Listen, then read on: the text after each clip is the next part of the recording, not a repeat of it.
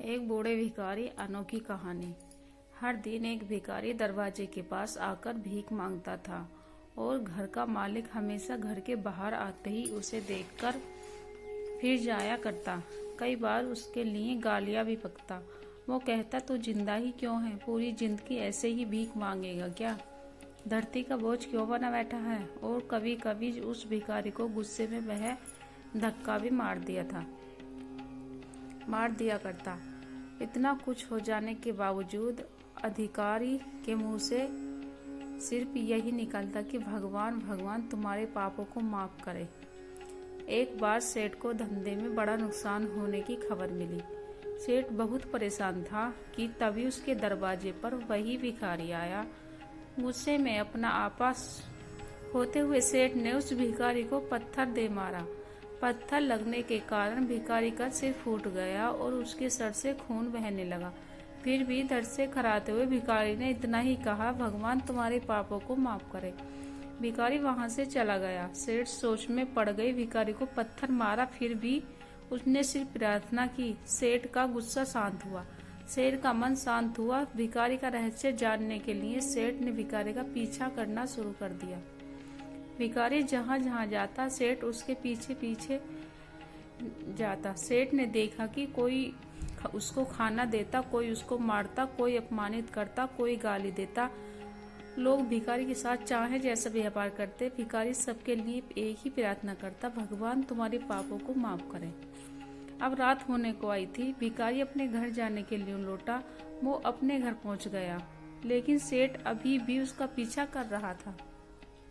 एक पुरानी टूटी हुई खटिया पर एक बूढ़ी औरत लेटी हुई थी। काफी कमजोर और बीमार लग रही थी। वह भिखारी की पत्नी थी। अपने पति को वापस आता देख वह खाट से उठ खड़ी हुई। पत्नी ने अपने पति के भीख मांगने कटोरे में देखा, उसमें सिर्फ आधी बासी रोटी थी। उसे देखकर वह बोली, आज बस इतना ही मिला? और हाँ, आपके सर में खून निकल रहा है, ये चोट कैसे लगी? बूढ़ा भिखारी बोला, आज बस इतना ही मिला, किसी ने कुछ दिया ही नहीं। सबने गालियां दी और एक नई पत्थर भी फेंकना, इसलिए मेरा सर फट गया।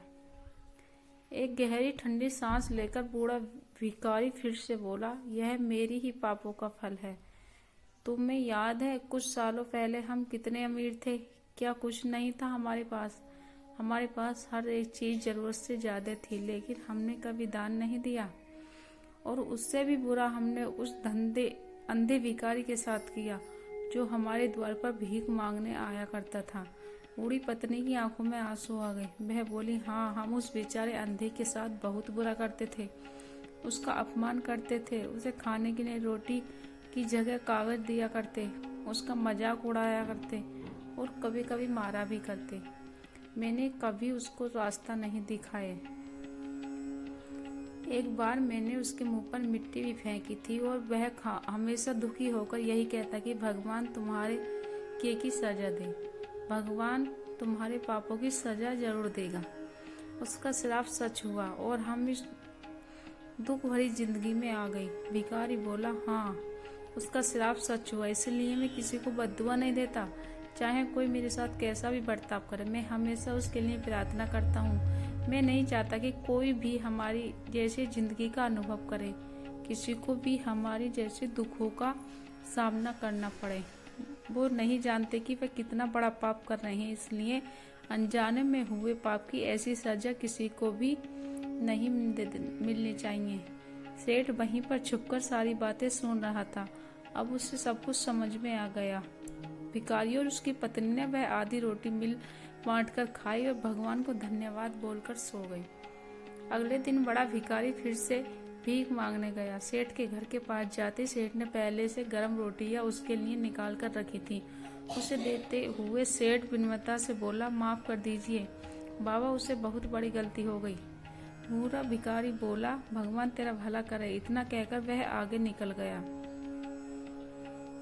इस कहानी से जो सीख लेने लायक है वह बड़ी ही सिंपल है कि आदमी चाहे किसी के बारे में बुरा कहे या भला कहे, लेकिन भगवान सिर्फ कर्म के हिसाब से उसको फल देते हैं। क्या हुआ अगर भगवान नहीं दिखता है? लेकिन यह बात बिल्कुल सच है। उसके खाते में सबका हिसाब बहुत बहुत पक्का होता है। इसलिए जब किसी के लिए कुछ भी करो तो अच्छा ही करो। मेरी कहानी पसंद आई तो प्लीज़ सब्सक्राइब जरूर।